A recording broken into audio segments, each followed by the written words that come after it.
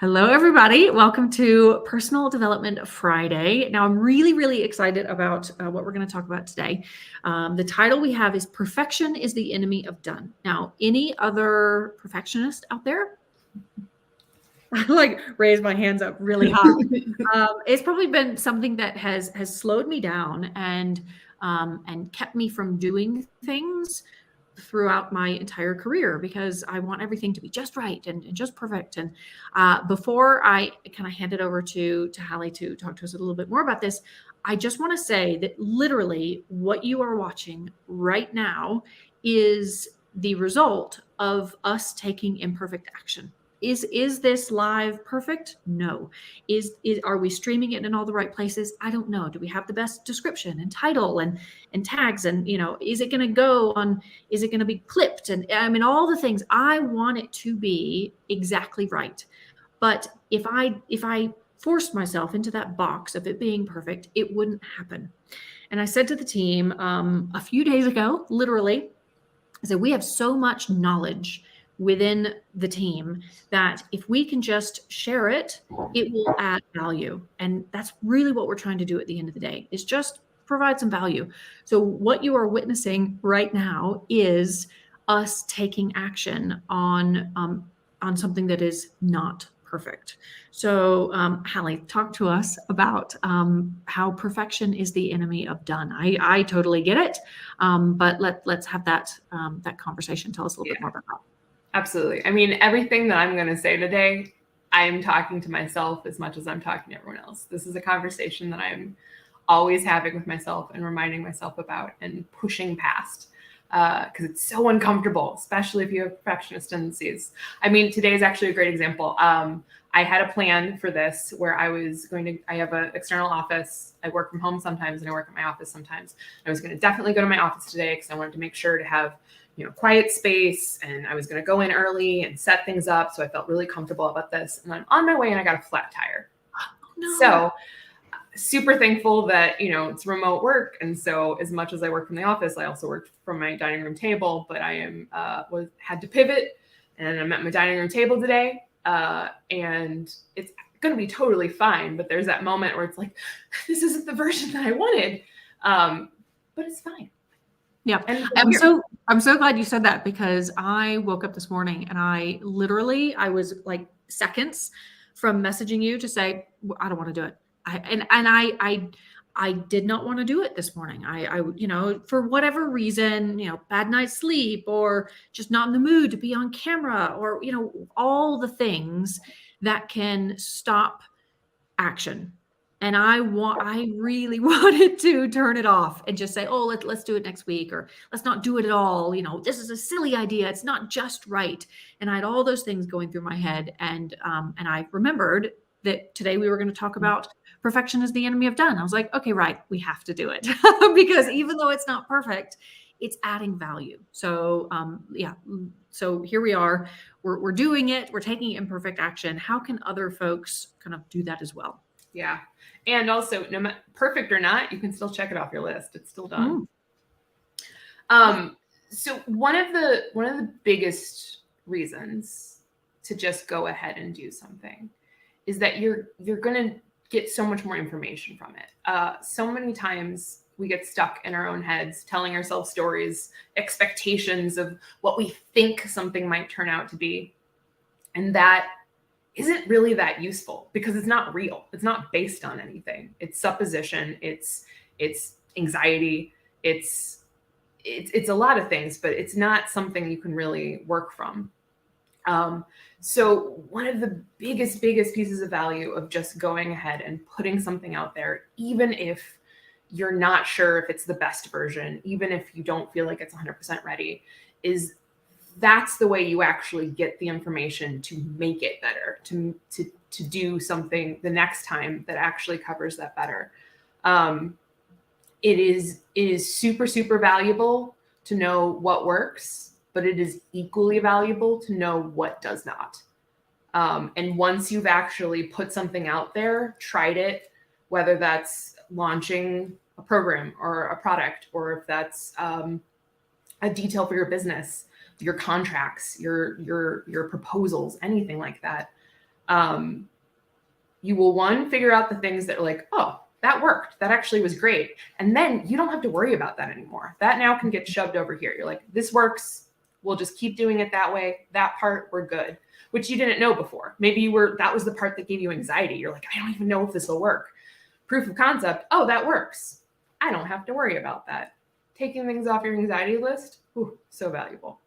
But just as valuable is the thing that just doesn't work. Whether it's, when I actually try to do this, it's clunky, or people aren't reacting to it the way I want. That gives you something really specific that then you can start changing and tweaking to make it go on that list of, this is cool, we don't have to worry about it.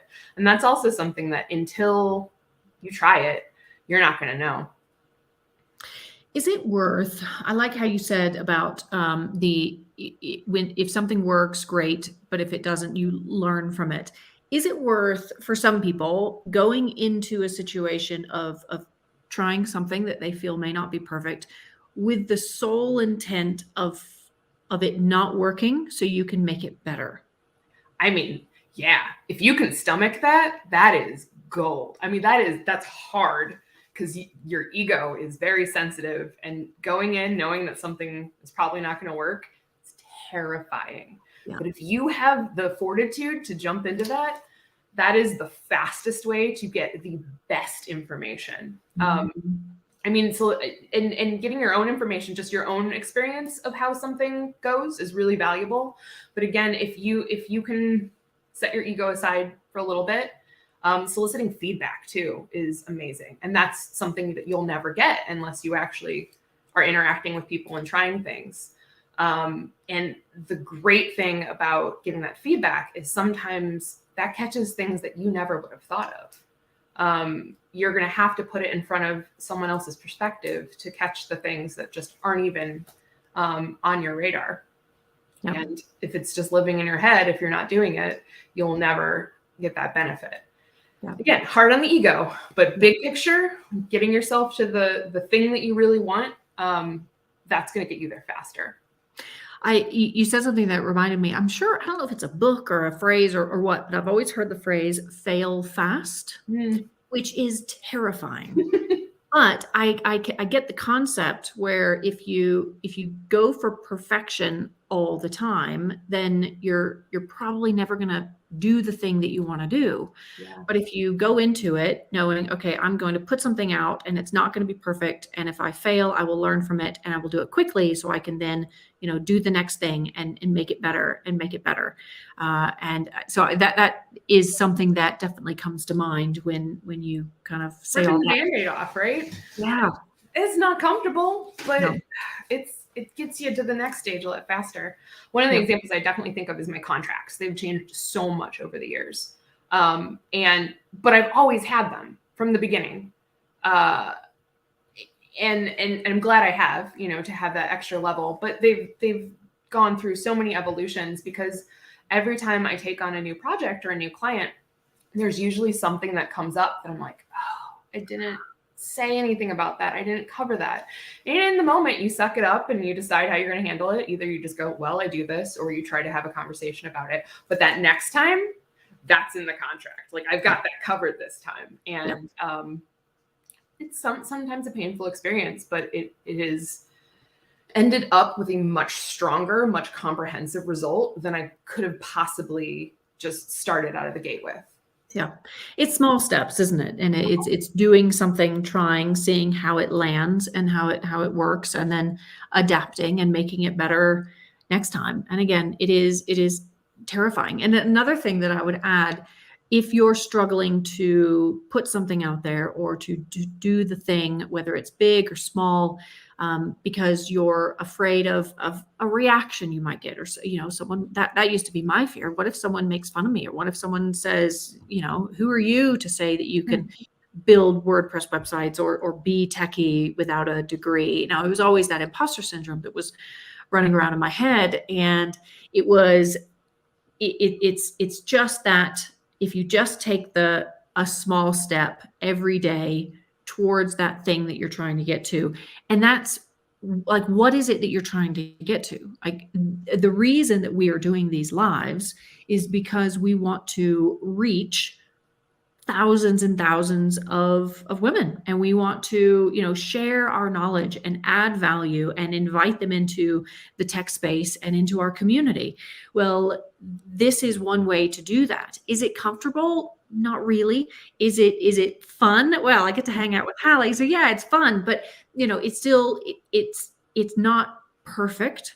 And is it going to be exactly what will be the end result in the end? I don't know, but it is getting us closer to our why and our bigger vision. And that's why we take these steps and this imperfect action to get us closer to that thing. So that's one thing I would challenge you to figure out is, do you know what is your thing? What is your why? Because if you can remember what that is, it will help you keep your ego in check and do the things that feel uncomfortable, even if you don't want to, and take imperfect action, because it's for a bigger reason. It's for the greater good. That why is so valuable too, because I'm also going to challenge one of the terms that we're using in this. Perfect's not real. Perfection is not an actual thing. There isn't a perfect version of what you're doing.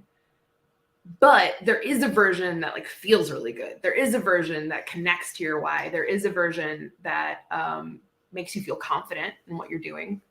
And that's a way more reasonable thing to work towards and way more achievable. Mm-hmm. Perfect is an ideal, and ideals are not actually attainable or reachable. So really figuring out, if you're stuck on this idea of perfect, trying to reframe it as like, what is my actual goal? Like, how do I want to feel? What do I want to achieve? And what kind of steps can I take that get me closer to that is way more fun, way more doable, and can kind of help shift out of that vapor lock of perfection. Wow. I love what you just said there. And I've never heard anyone say that before, that perfection is an ideal and it's not attainable. And it's only just now that I'm kind of going, okay, well, yeah, that's probably why I'm hard on myself. That's probably why I think that I'm never kind of rising to what I want to be. Well, because I'm setting ridiculously high expectations that are not achievable. So yeah, thank you for raising that and giving me a little personal development boost on this lovely Friday. So like I said at the beginning, I'm talking to myself as much as I'm talking to other people, because I said that and there's a big part of me that really believes that, and it like is logical. And there's a little voice in my head that's just like, yeah, but like, what if you could be perfect? Maybe you're not trying hard enough. And you're just like, shut up. No, not you. Thank you. So, that's still there. It's just, if you set yourself goals that just feel better, you're going to have something to reach for that nourishes you more, that you're not fighting against the whole time. Yeah. Oh, amazing. I feel so much better on this Friday for doing this. And because, it is, you're talking to yourself, you're talking to me. This is completely normal to feel all these feelings, completely normal. So really appreciate you coming on and the conversation. And, that does lead me to say that if you're waiting for the perfect time to learn a new skill, to get a client, to put yourself out there, to start the business, to join a community, if you're waiting for that perfect time, it's probably not going to come. Like, all the ducks are not going to be in a row. Everything is not going to be laid out exactly the way that you hope it will. So if not now, then when? And that's why I'm excited to let you know that we have a 14-day free trial for you to join GeekPack and just come in and check it out. geekpack.com/trial. We have skills, we have personal development courses you can take, tech skills, digital marketing skills, SEO, pretty much anything you can think of, and a community of people to help you out along the way and remind you that perfect is not. It isn't ideal, and maybe that's not something you should be going for. But again, what can you be doing to set yourself up for success at taking those small steps. So we'd love to invite you into GeekPack, 14 days, completely free, and come and check it out and see if it's a good fit. But thank you so much, Hallie, for joining us on this lovely Friday. And we will see y'all next time on Personal Development Friday. Thanks, everybody.